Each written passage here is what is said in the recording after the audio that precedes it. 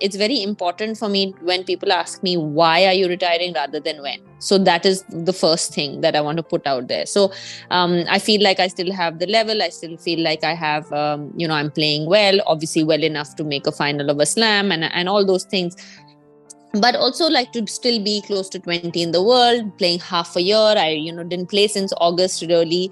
So for me, I felt that, the time is right, because I'm not able to, because for me to remain at this level is just, the amount of work that's going into it is just not physically and emotionally possible for me. So when I went into Australian Open, I knowing that it's going to be my last slam. And for me, I enjoyed it. I was having fun. The way the people were coming and talking to me, even in the locker room, had changed a little bit. Everybody was like, "Oh, we're gonna miss you." Like players, like just before we went on to play the final, me and Rohan were warming up.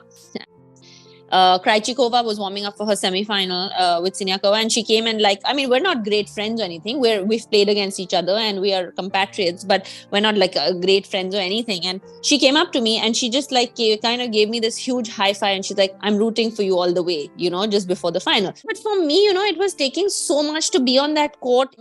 I was holding on to so many emotions for those 2 weeks.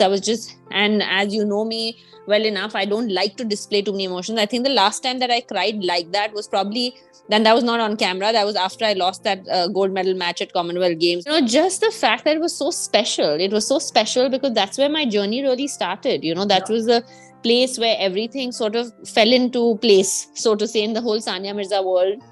That's when I became that household name where everybody, and even till today, 18 years, it's been 18 years. I've played unbelievably great matches after that, won a lot of them, but people still remember the match.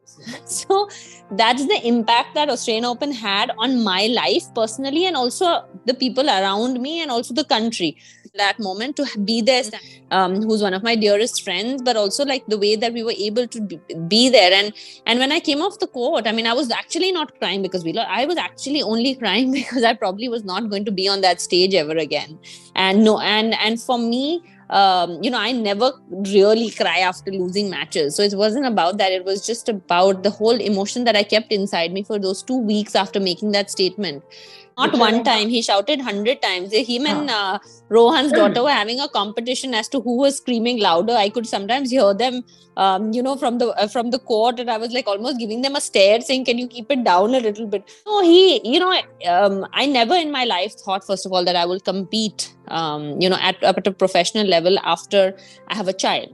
That's the first thing. To have my child there, playing a Grand Slam final, semi-final, these are the moments that I've dreamt of as a young girl. To have him there, to know to know myself and our family, and to prove that you can achieve and chase your dreams, even when you have a child. And to have him there, understanding winning and losing, and actually support me in the box was so, so special. There is no feeling in the world that is better. I think every parent will tell you that. No matter how many trophies or Wimbledons or number one you become in the world, it's irreplaceable, the feeling of being a parent. And because the unconditional love that you get from that child is just something that is just, it's inexplainable. No, I actually have not thought about it categorically like that. But what I have about is that no matter what I do, it's still less, because I feel that we are here to inspire. We are put in a position of power to be able to help and to be able to,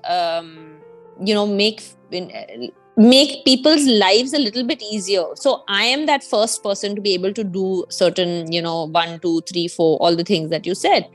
And so for me, it is very important to, I wouldn't say just inspire. It is very important to set an example, because I feel that we are, we all have our responsibilities here in this world. And I don't think that we're here. And as I'm older, I've begun to be very sure of this. So I feel that it is my responsibility socially and as a human being that I have been given this privilege. I'm in a very privileged position. And I feel, and I have worked for it, but I am in a privileged position. I have been here for so many years.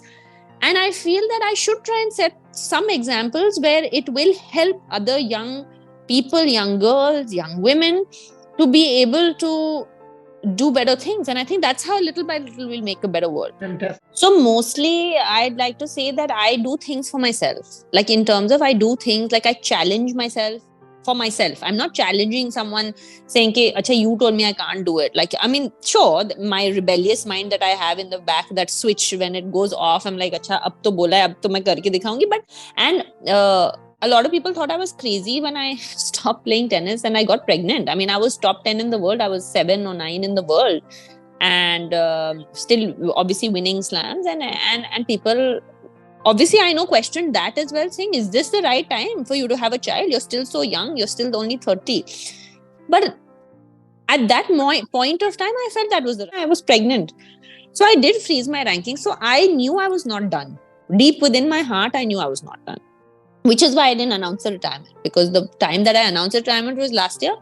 And then things happen, and now it's the time to do it, We are set here, we are put here to set certain examples. And I feel that, the kind of messages I used to get, even just putting workout, saying these young women, and like, we're like, oh, we had a baby and we didn't want to go and for a walk today, but we saw your video and we want to go and work out today. So things like that are very small, but they're very powerful. Out of Izhan coming on court, the messages that I'm getting, like, this is for all the mothers out there who think that they are not able to achieve things after having children, and that is very powerful. It does not make you a bad mother or a bad person or a bad wife or a daughter if you're following your dreams. You can still be all of those things, and you can still follow your dreams, and you can still achieve them.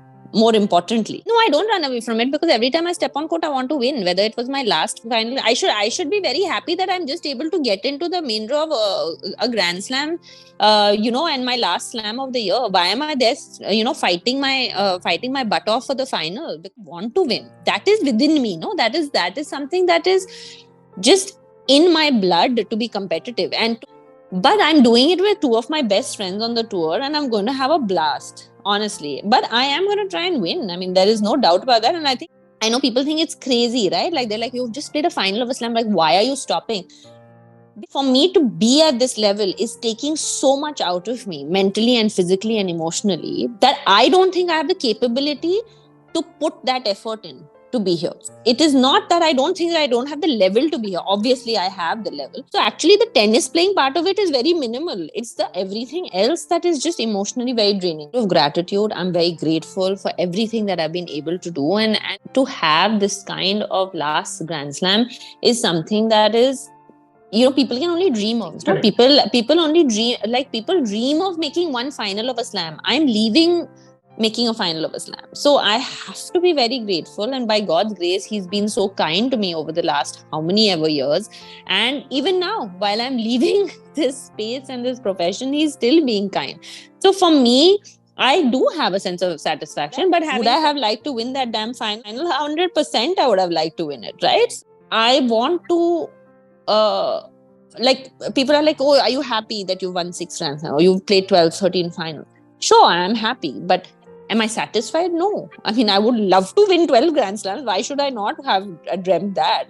I would love to be top 10 in the world in singles. So there are many dreams that were fulfilled. And I know that I'm feeling like this because I'm still in that competitive spirit. Of course, in 10 years down the line, I'll be very happy with my career and I'll be like, that was a great career. All this competitiveness will go a little bit lower, but right now I'm still a very much competitive natured person, and that's still running in my blood quite fast.